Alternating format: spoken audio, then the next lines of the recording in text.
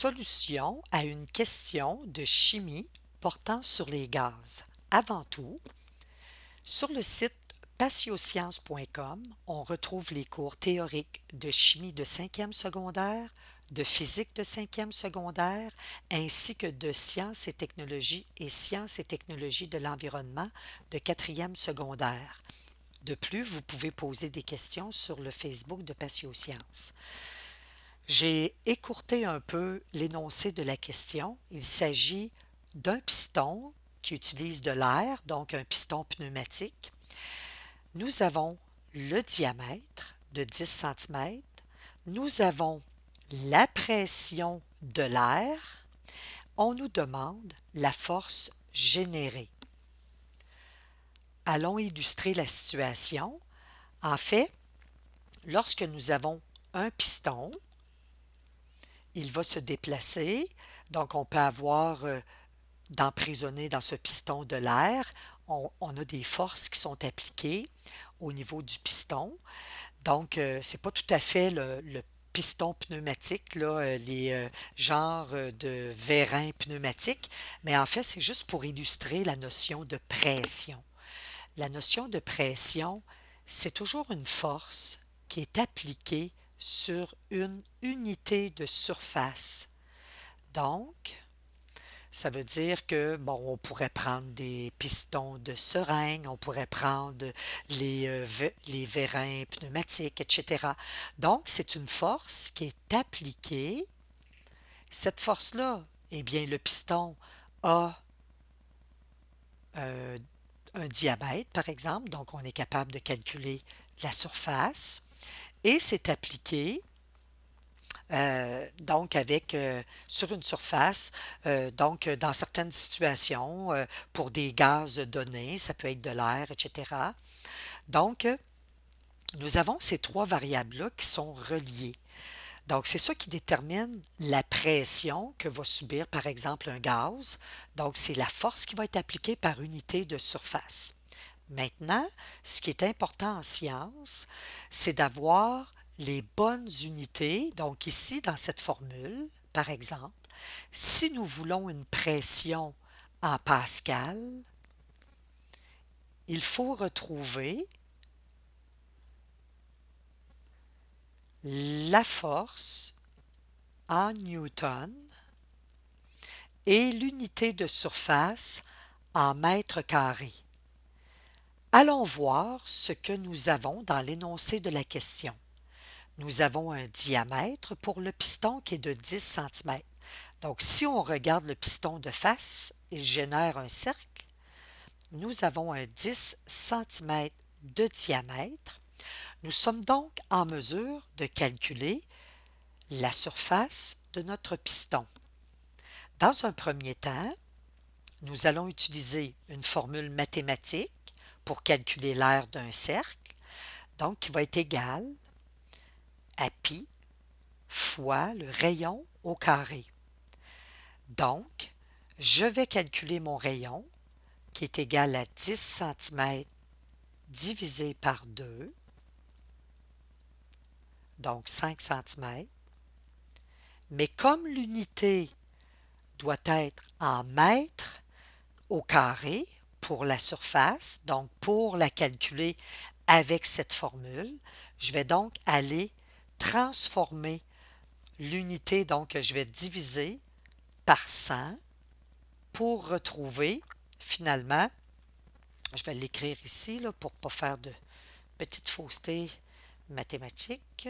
Donc, je vais prendre mon 5 cm que je vais diviser par 100 pour avoir des mètres.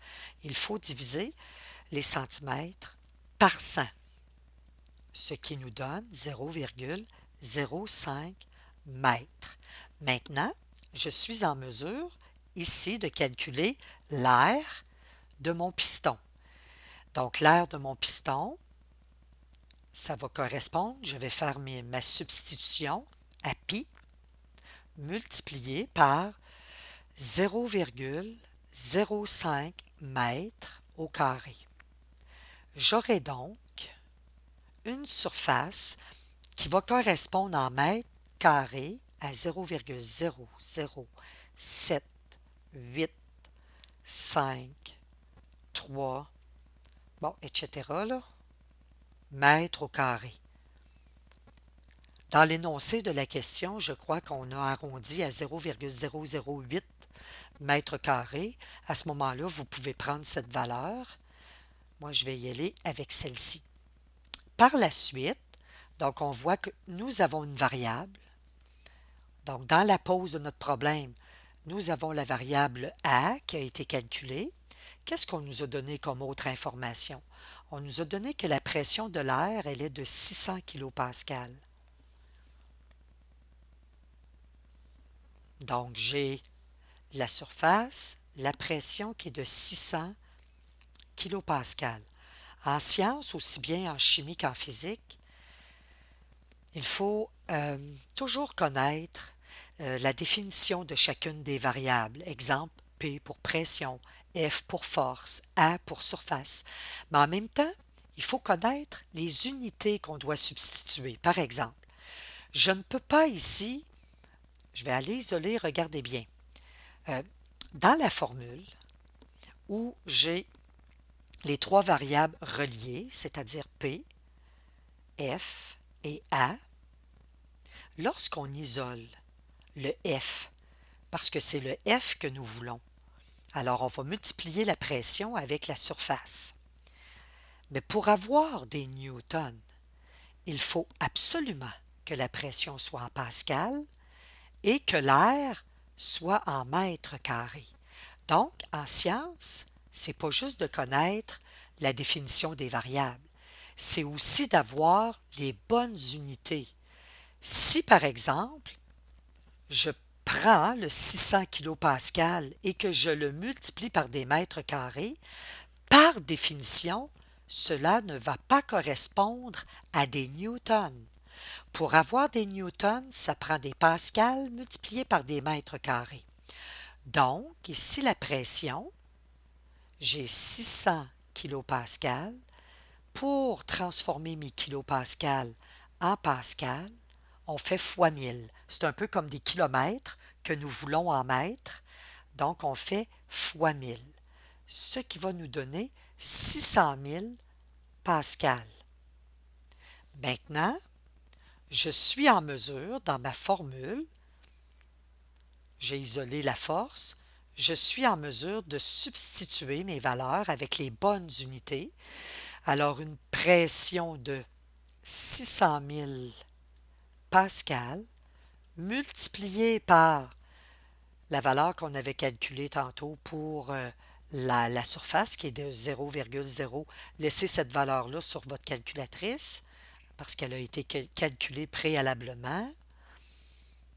Il nous reste juste à faire fois le 600 000 et vous arrivez, et là, par définition, des pascals multipliés par des mètres carrés, eh bien, ça va donner des newtons. Alors ici, ça va nous donner 4712,39 newtons. Alors, ça termine la solution à cette question.